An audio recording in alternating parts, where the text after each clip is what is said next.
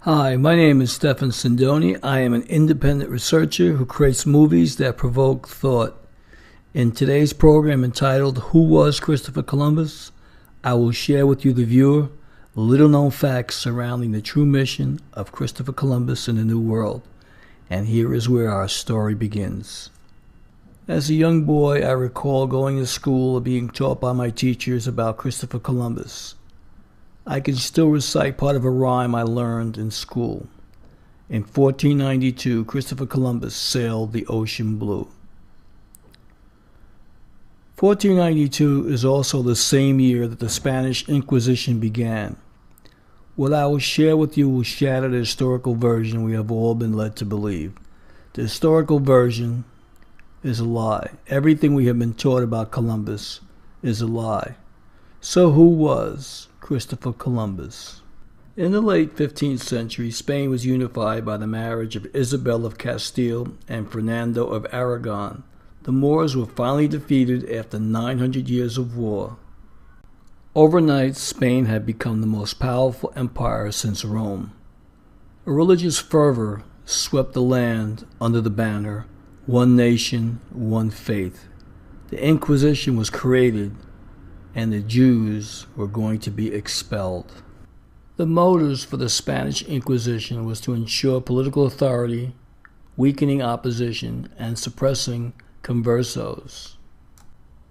Conversos were taken to mean one who was sincerely renounced Judaism or Islam and embraced Catholicism. And additional motives for the Spanish Inquisition would be profiting from confiscation of the property of convicted heretics, and reducing social tensions, and lastly, protecting the kingdom. In 1492, Jews had to choose between their homes or their faith. To stay, they had to live a double life: Christians to the world and Jews to their heart. Everyone believes the story that Columbus was an Italian explorer from Genoa, Italy, who set sail in 1492 to enrich the Spanish monarchs with gold and spices from the Orient. Christopher Columbus was born before October 31st, 1451 in Portugal. His Portuguese name was Cristóvão Colombo, which is quite similar to his name in Italian, which was Cristoforo Colombo. His father's name was Domenico Colombo, a middle-class wool weaver in Portugal, who also worked both in Genoa and Savona in Italy, where he owned a cheese stand at which young Christopher Columbus worked as a helper. It is highly likely that the family moved from Portugal to Genoa, Italy in around the year 1461, when Christopher was 10 years old, which coincided with the date of his father Domenico taking over a tavern.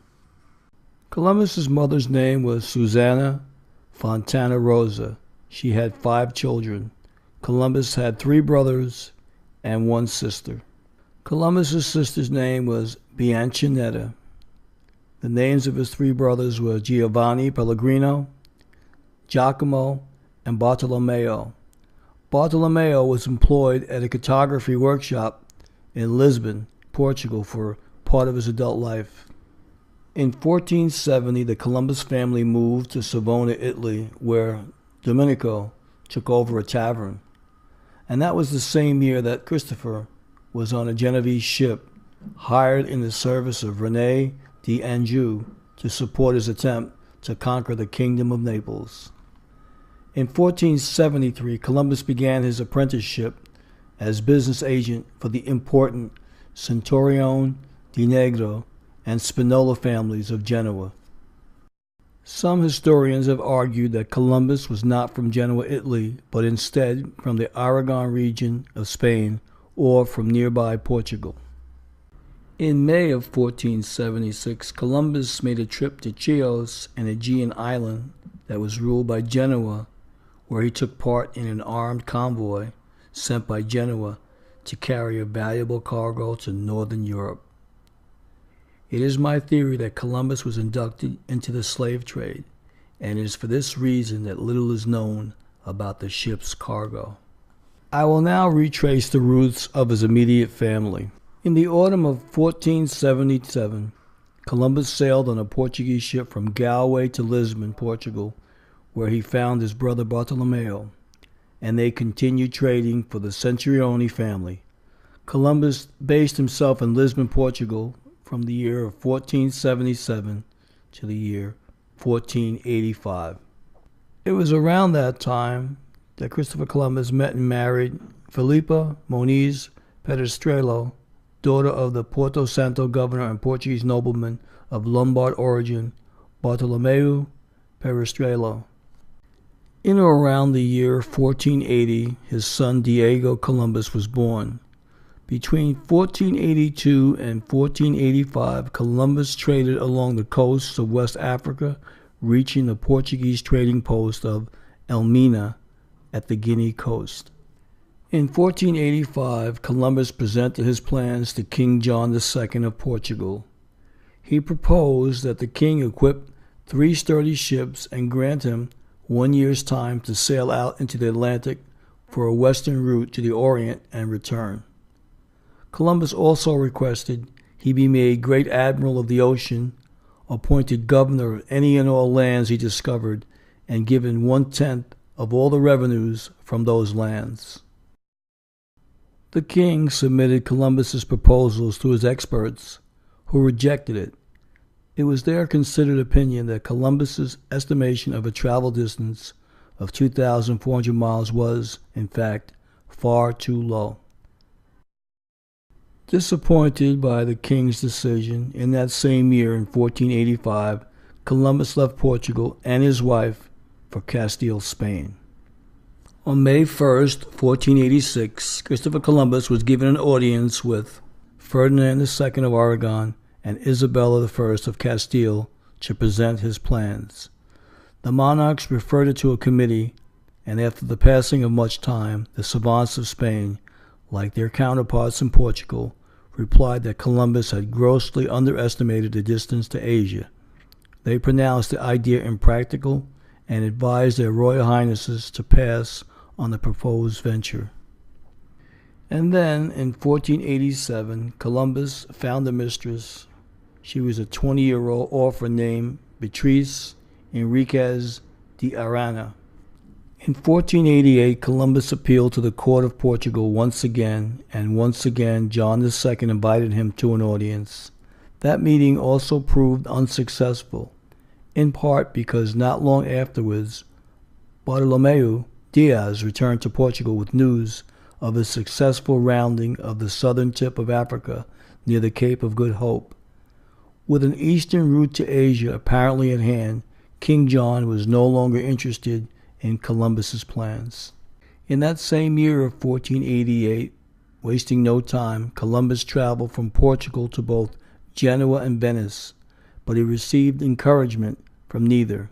Columbus had also dispatched his brother Bartolomeo to the court of Henry VII of England to inquire whether the English crown might sponsor his expedition, but also without success.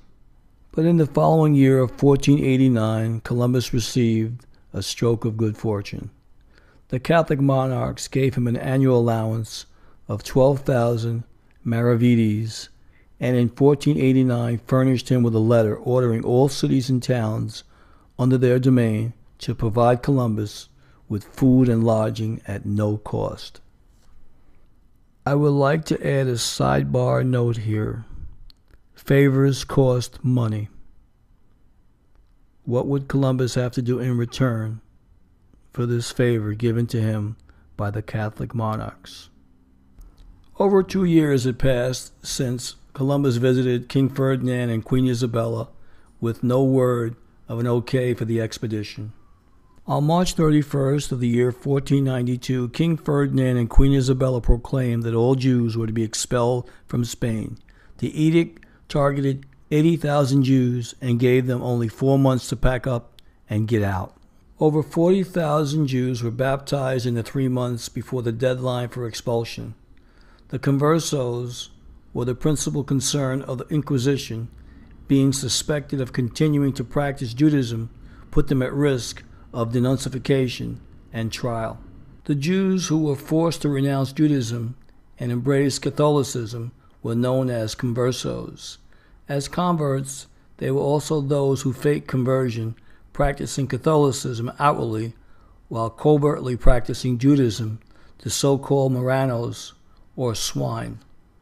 Columbus's voyage was not, as is commonly believed, funded by the deep pockets of Queen Isabella, but rather by two Jewish conversos, Luis de St. Angel and Gabriel Sanchez, who advanced an interest-free loan of 17,000 ducats from their own pockets to help pay for the voyage, as did Don Isaac Abravanel, rabbi and Jewish statesman. Scholars and researchers point to the date on which Columbus set sail as further evidence of his true motives. He was originally going to set sail on August 2nd, 1492, a day that happened to coincide with the Jewish holiday of Tisha B'Av, marking the destruction of the first and second holy temples of Jerusalem. Columbus postponed the original sail date by 1 day to avoid embarking on the holiday, which would have been considered by Jews to be unlucky to set sail. Coincidentally or significantly, the day he set forth was the very day that Jews were by law given the choice of converting, leaving Spain, or being killed. On the evening of the 3rd day of August of 1492, Columbus departed from Palos de la Frontera with 3 ships: the Nina, captained by Vincent Pinzon; the Pinta, captained by Martin Alonso Pinzon; and the Santa Maria, captained by Christopher Columbus. Columbus first sailed to the Canary Islands, which belonged to Castile, where he restocked the provisions and made repairs. After stopping over in Gran Canaria, he departed for San Sebastian de la Gomera on September 6th for what turned out to be a 5-week voyage across the ocean. At 2 a.m. in the morning of October 12th of 1492, a lookout on the Pinta, Rodrigo de Triana, spotted land and immediately alerted the rest of the crew with a shout. Thereupon the captain of the Pinta, Martin Alonso Pinzon, verified the discovery and alerted Columbus by firing a lombard. Columbus later maintained that he himself had already seen a light on the land a few hours earlier, thereby claiming for himself the lifetime pension promised by Ferdinand and Isabella to the first person to sight land. Upon landing on the island, in what is now called the Bahamas, Columbus named the island San Salvador. Based on what we know about the geographic positions given by Columbus, the prime candidate for this island is San Salvador Island, which was so named in 1925. The indigenous people Columbus encountered were the Lucavan, Taino, and the Arawak, who were all peaceful and friendly. Noting their gold ear ornaments, Columbus took some of the Arawaks prisoner and insisted that they guide him to the source of the gold. From the entry in his journal of October 12, 1492, in which he wrote of them, "Many of the men I have seen have scars on their bodies, and when I made signs to them to find out how this happened, they indicated that people from other nearby islands came to San Salvador to capture them. They defend themselves the best they can. I believe that people from the mainland came here to take them as slaves. They ought to make good and skilled servants, for they repeat very quickly whatever we say to them. I think they can easily be made into Christians, for they seem to have no religion. If it pleases our Lord, I will take 6 of them to your highness when I depart, in order that they may learn our language. Columbus remarked that their lack of modern weaponry and metal-forged swords or pikes was a tactical vulnerability, writing, I could conquer the whole of them with 50 men and govern them as I pleased. Columbus also explored the northeast coast of Cuba, where he landed on the 28th day of October. Then on November 22nd, Martin Alonso Pinzon, on an unauthorized expedition, took the Pinta in search of an island called Benique, which the natives told him was rich in gold. Columbus continued to the northern coast of Hispaniola, where he landed on December 5th. There, the Santa Maria ran aground on Christmas Day of 1492 and had to be abandoned. The wreck was used as a target for cannon fire to impress the native peoples. Columbus was received by the native Kake Guacanagari, who gave him permission to leave some of his men behind. Columbus left 39 men, including Luis de Torres. It should be noted here that Luis de Torres was a converso interpreter who spoke Hebrew and Arabic and founded the settlement of La Navidad at the site of present-day Bord de Mer de Lemonade, Haiti. Columbus then took more native prisoners and continued his exploration. He kept sailing along the northern coast of Hispaniola with a single ship until he encountered Martin Alonso Pinzon and the Pinta on January 6th of 1493. On January 13th, 1493, Columbus made his last stop on his voyage in the New World. He landed on the Samana Peninsula, where he met the hostile Siguayos. The Siguayos refused to trade the amount of bows and arrows that Columbus desired. In the ensuing violence, 2 were stabbed to death. Because of this, and because of Siguayos' use of arrows, Columbus called the inlet where he met them the Bay of Arrows. Columbus then kidnapped 25 natives who he planned to take back with him to Spain. But before heading back to Spain on the Nina, Columbus made a stop in the Azores. Unfortunately, a storm forced him to separate from the Pinta. He surprisingly landed at the port of Lisbon in Portugal. He anchored next to the King's Harbor Patrol ship on March 4th of 1493. After spending a week in Portugal talking with Bartholomew Diaz, he then departed for Spain before nearly being assassinated by King John II's men. Columbus crossed the bar of Saltes and entered the harbor of Palos on March 15th of 1493. I'd like to note here a second strange occurrence. Indeed, the first 2 letters Columbus sent back from his journey were not to Ferdinand and Isabella, but to San Angel and Sanchez, thanking them for the support and telling them both what he found. King Ferdinand and Queen Isabella were so pleased by what Columbus had discovered, they decided to fund his second expedition. Columbus left the port of Cadiz in Spain on September 24th of 1493 with a fleet of 17 ships carrying 1,200 men and the supplies to establish permanent colonies in the New World. The passengers included priests, farmers, and soldiers who would be the new colonists. This reflected the new policy of creating not just colonies of exploitation, but also colonies of settlement from which to launch missions dedicated to converting the natives to Christianity. Modern studies suggest that, as reported by the Washington Post, crew members may have included free black Americans who arrived in the New World about a decade before the slave trade began. As in the first voyage, the fleet stopped at the Canary Islands, from which it departed on October 13th of 1493, following a more southerly course than on the previous expedition. On November 3rd, Columbus sighted a rugged island that he named Dominica, Latin for Sunday.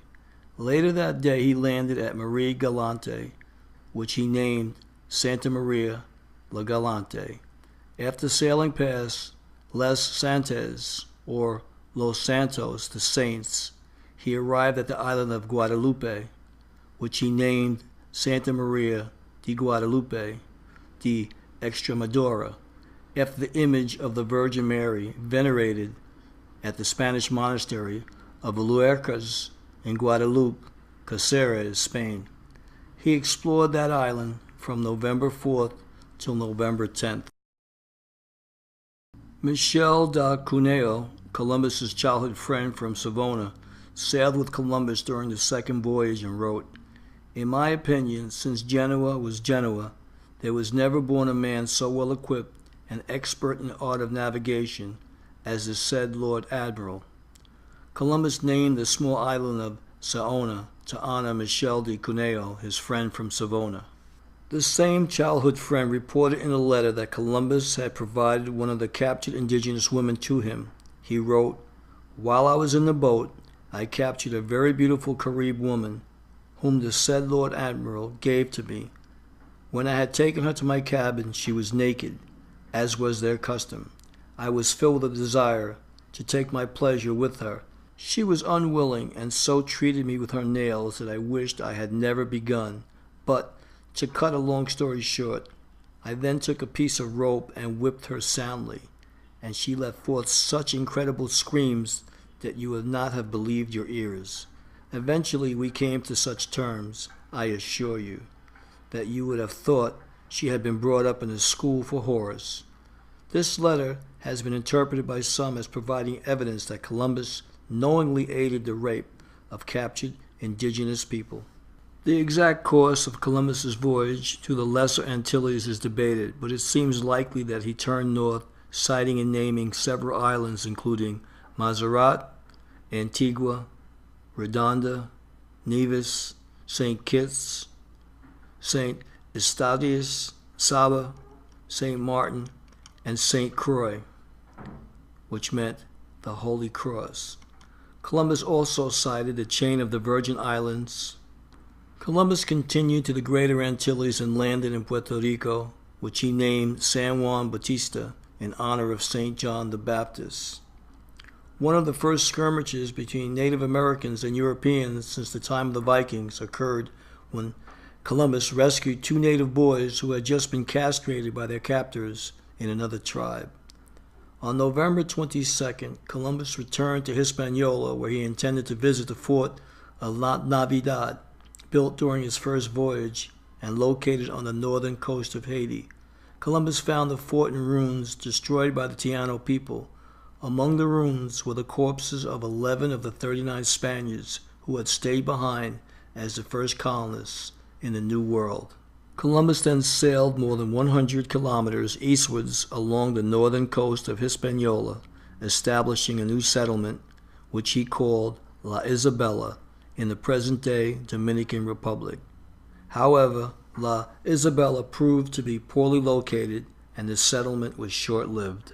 On the 30th of May of 1498, Columbus left with 6 ships from Sanlúcar, Spain, for his third trip to the New World. 3 of the ships headed directly for Hispaniola with much-needed supplies, while Columbus took the other 3 in an exploration of what might lie to the south of the Caribbean islands he had already visited, including a hope for passage to continental Asia. Columbus led his fleet to the Portuguese island of Porto Santo, his wife's native land.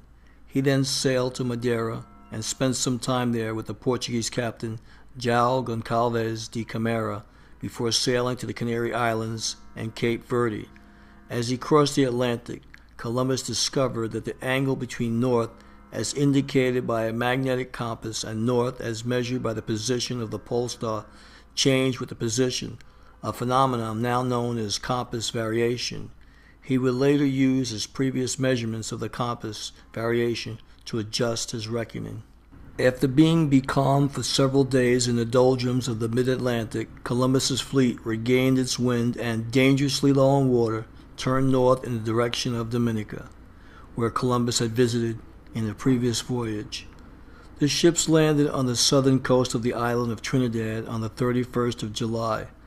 After resupplying with food and water from August 4th to August 12th, Columbus explored the Gulf of Paria, which separates Trinidad from what is now Venezuela, near the delta of the Orinoco River. Columbus correctly interpreted the enormous quantity of fresh water that the Orinoco delivered into the Atlantic Ocean as evidence that he had reached a continental landmass.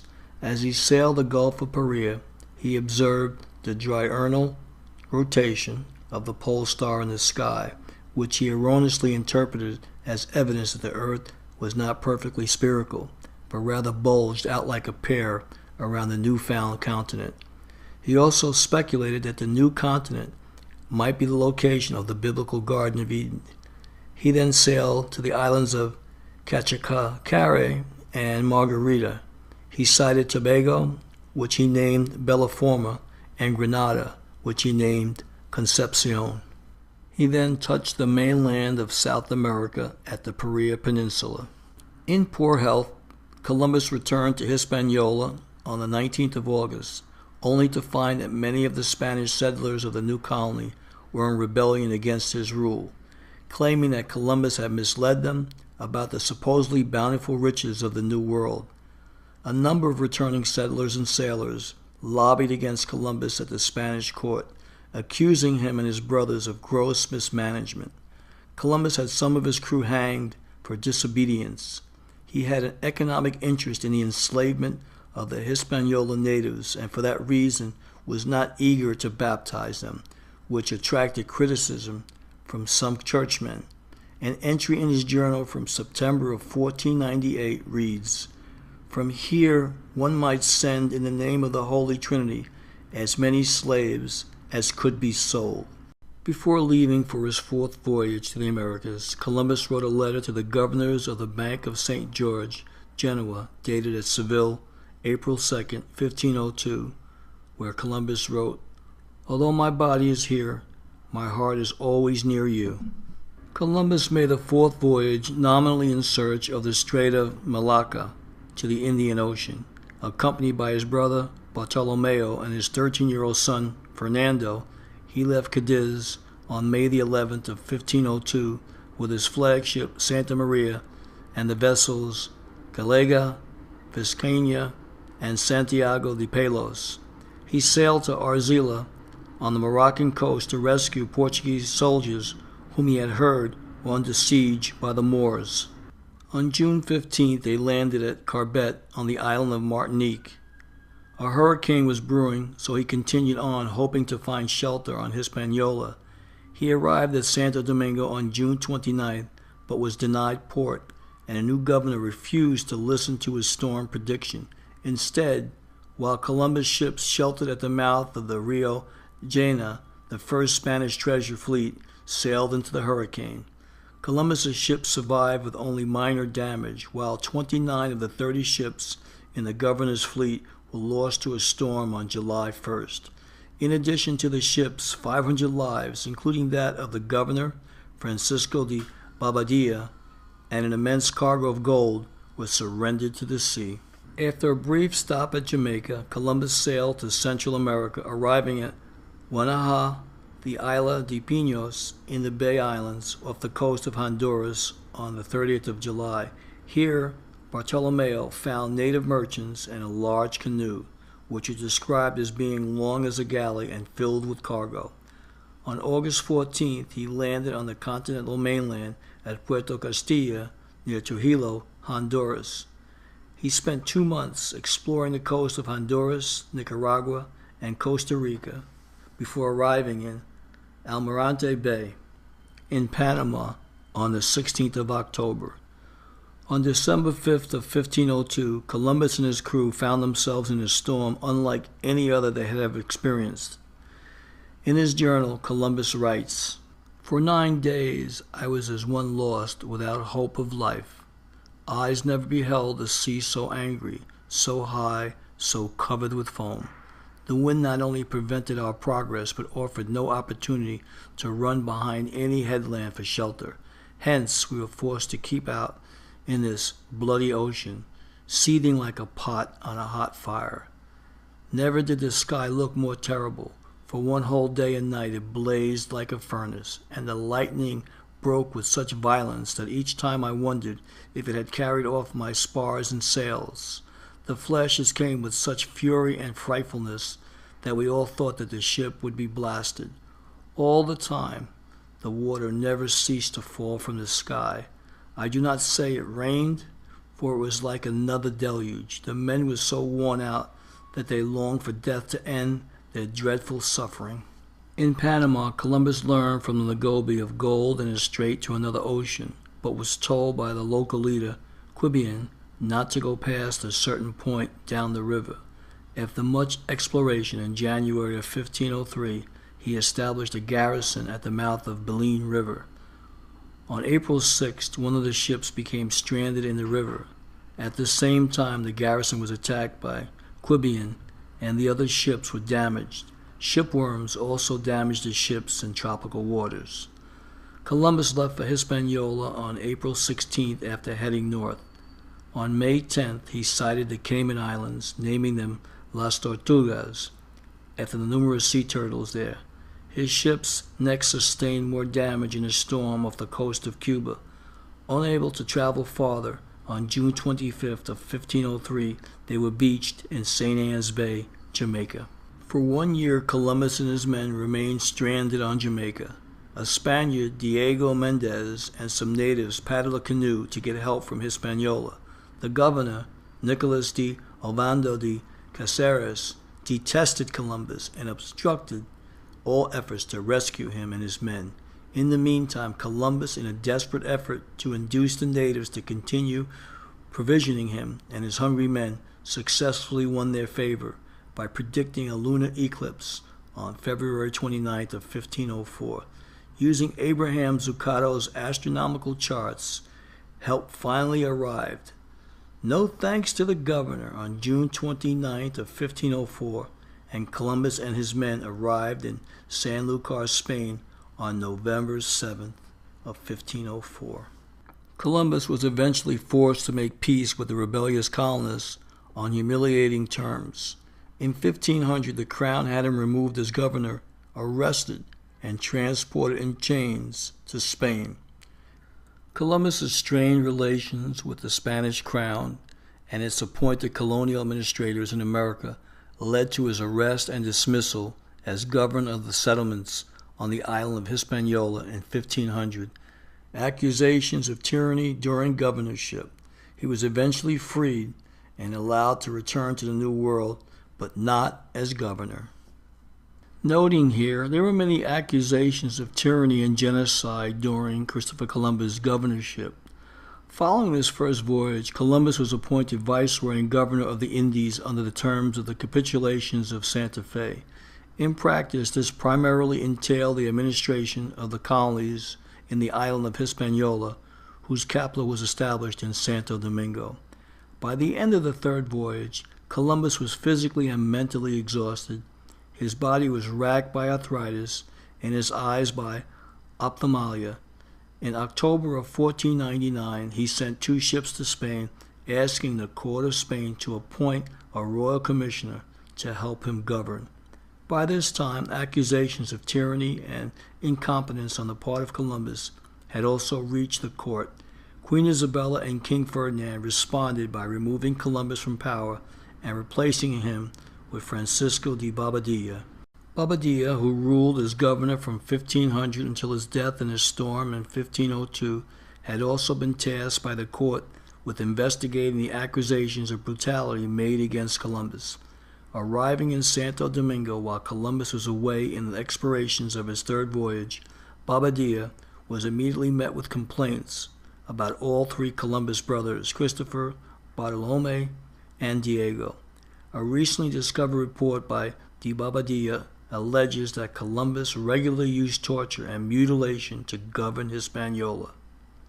The 48-page report, found in the year of 2006 in the state archives in the Spanish city of Valladolid, contains testimonies from 23 people, including both enemies and supporters of Columbus, about Columbus and his brothers' treatment of colonial subjects during his 7-year rule. The historian Howard Zinn writes that Columbus spearheaded a massive slave trade. In 1495, his men captured, in a single raid, 1,500 Arawak men, women, and children. When he shipped 500 of the slaves to Spain, 40% died en route. Historian James Lowen asserts that Columbus not only sent the first slaves across the Atlantic, he probably sent more slaves, about 5,000, than any other individual, Other nations rushed to emulate Columbus. When slaves held in captivity began to die at high rates, Columbus switched to a different system of forced labor. He ordered all natives over the age of 13 to collect a specified amount, one hawk's bellyful of gold powder, every 3 months. Natives who brought the amount were given a copper token to hang around their necks, and those found without tokens had their hands amputated and were left to bleed to death. The Arawaks attempted to fight back against Columbus's men, but lacked their armor, guns, swords, and horses. When taken prisoner, they were hanged or burned to death. Desperation led to mass suicides and infanticide among the natives. In just 2 years under Columbus's governorship, more than half of the 250,000 Arawaks in Haiti were dead. De las Casas records that when he first came to Hispaniola in 1508, there were 60,000 people living on the island, including the Indians, so that from 1494 to 1508, over 3 million people had perished from war, slavery, and the mines. Who in future generations would believe this? I myself, writing it as a knowledgeable eyewitness, can hardly believe it. Samuel Eliot Morison, a Harvard historian and author of a multi-volume biography on Columbus, writes, "The cruel policy initiated by Columbus and pursued by his successors resulted in complete genocide. Lowen laments that while Haiti under the Spanish is one of the primary instances of genocide in all human history, only one major history text he reviews mentions Columbus's role in it. Columbus and his brothers lingered in jail for 6 weeks before busy King Ferdinand ordered their release. Not long after, the king and queen summoned the Columbus brothers to the Alhambra Palace in Granada. There the royal couple heard the brothers' pleas, restored their freedom and wealth, and, after much persuasion, agreed to fund Columbus's 4th voyage. But the door was firmly shut on Columbus's role as governor. Henceforth, Nicolas de Ovando y Caceres was to be the new governor of the West Indies. According to the report, Columbus once punished a man found guilty of stealing corn by having his ears and nose cut off and then selling him into slavery. Testimony recorded in the report claims that Columbus congratulated his brother Bartolome on defending the family, when the latter ordered a woman paraded naked through the streets and then had her tongue cut out for suggesting that Columbus was of lowly birth. The document also describes how Columbus put down native unrest and revolt.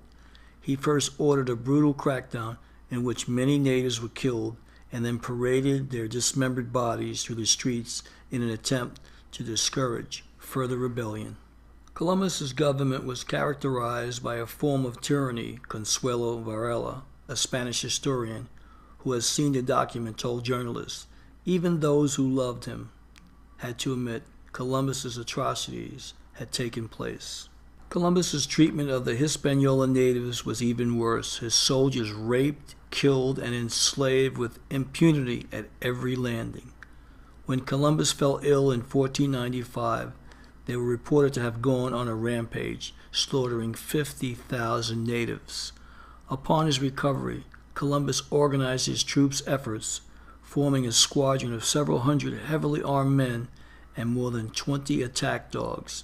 The men tore across the land, killing thousands of sick and unarmed natives. Soldiers would use their captives for sword practice, attempting to decapitate them or cut them in half with a single blow. While Columbus has always given the conversion of non-believers as one reason for his explorations, he grew increasingly religious in his latter years, probably with the assistance of his sons Diego and his friend the Carthusian monk Gaspar Garcia. Columbus produced 2 books during his latter years, a Book of Privileges in 1502, detailing and documenting the rewards from the Spanish crown to which he believed he and his heirs were entitled, and a Book of Prophecies in 1505, in which he considered his achievements as an explorer but a fulfillment of Bible prophecy in the context of Christian eschatology. In his latter years, Columbus demanded that the Spanish crown give him 10% of all profits made in the new lands, as stipulated in the capitulations of Santa Fe. Because he had been relieved of his duties as governor, the crown did not feel bound by that contract, and his demands were rejected. After his death, his heirs sued the crown for part of the profits from trade with America, as well as other rewards.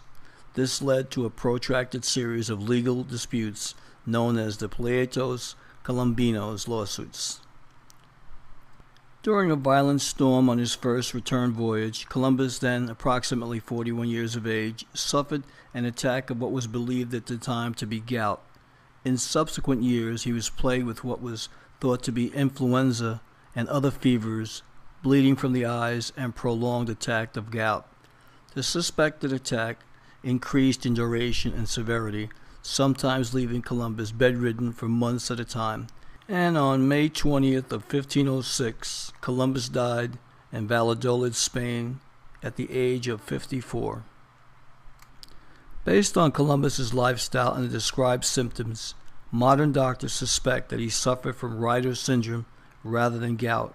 Reiter's syndrome is a common presentation of reactive arthritis, a joint inflammation caused by intestinal bacterial infections, or after acquiring certain sexually transmitted diseases. Reiter's syndrome has been described as a precursor of other conditions. It seems likely that Columbus acquired reactive arthritis from food poisoning on one of his ocean voyages because of poor sanitation and improper food preparations, writes Dr. Frank C. Arnett, a rheumatologist and professor of internal medicine, pathology, and laboratory medicine at the University of Texas Medical School at Houston. Christopher Columbus signed his last will and testament on May 19th of 1506 and made 5 curious and revealing provisions.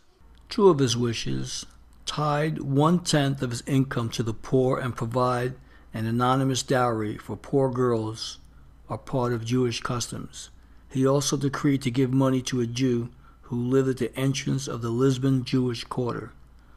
On those documents, Columbus used a triangular signature of dots and letters that resembled inscriptions found on gravestones of Jewish cemeteries in Spain. Columbus ordered his heirs to use the signature in perpetuity. According to British historian Cecil Ross, The History of the Marranos, the anagram was a cryptic substitute for the Kaddish, a prayer recited in a synagogue by mourners after the death of a close relative. Thus, Columbus' subterfuge allowed his sons to say Kaddish for their crypto-Jewish father when he died. Finally, Columbus left money to support the crusade he hoped his successors would take up to liberate the Holy Land. Estelle Irizarry, a linguistics professor at Georgetown University, has analyzed the language and syntax of hundreds of handwritten letters, diaries, and documents of Columbus, and concluded that the explorer's primary written and spoken language was Castilian Spanish. Irizarry explains the 15th century Castilian Spanish was the Yiddish of Spanish Jewry known as Ladino. At the top left-hand corner of all but one of the 13 letters written by Columbus to his son Diego contained the handwritten Hebrew letters Bet Hai, meaning Bezrat Hashem, with God's help. Observant Jews have for centuries customarily added this blessing to their letters. No letters to outsiders bear this mark, and the one letter to Diego in which this was omitted was one meant for King Ferdinand. In Simon Wiesenthal's book, Sails of Hope, he argues that Columbus's voyage was motivated by a desire to find a safe haven for the Jews in light of their expulsion from Spain. Likewise, Carol Delaney, a cultural anthropologist at Stanford University, concludes that Columbus was a deeply religious man whose purpose was to sail to Asia to obtain gold in order to finance a crusade to take back Jerusalem and rebuild the Jews' holy temple. In Columbus's day, Jews widely believed that Jerusalem had to be liberated and the temple rebuilt for the Messiah to come. In closing, I will share a personal story about my Jewish lineage. In 2010, I was introduced to a man in Ashland, Oregon, who was visiting his daughter, who was a friend of mine. My friend had told her father that my mother was Jewish. Her father asked if I knew what tribe my mother was from. I remembered a story that my mother had told me and proceeded to share it. My mother's last name was Abrahams. She was a Sephardic Jew whose family had fled Spain during the Spanish Inquisition and settled in England before coming to the British West Indies as a British subject. Upon completing my story, the elder gentleman shared a similar story. He was also a Sephardic Jew whose family had also fled Spain during the Spanish Inquisition. He then added that his family was devout in Judaism and could not renounce their religion and embrace Christianity. He went on to say that many Jews who stayed in Spain were crypto-Jews, which meant accepting a Christian baptism, yet behind closed doors practiced Judaism. His family decided against becoming a converso or convert. He ended his testimony by saying that Christopher Columbus was a Jew who only pretended to be a Christian. And making his point very, very clear, he stated that Christopher Columbus was born in Portugal and that his father was a shopkeeper who had later moved his family to Genoa, Italy. This chance conversation with a Spanish Sephardic Jew changed my belief that Christopher Columbus was in fact Italian. I was now convinced that what I had learned about explorer Christopher Columbus in school was a lie. And it was because of this chance conversation that I knew that sometime down the road in the future that I would do some research on the subject.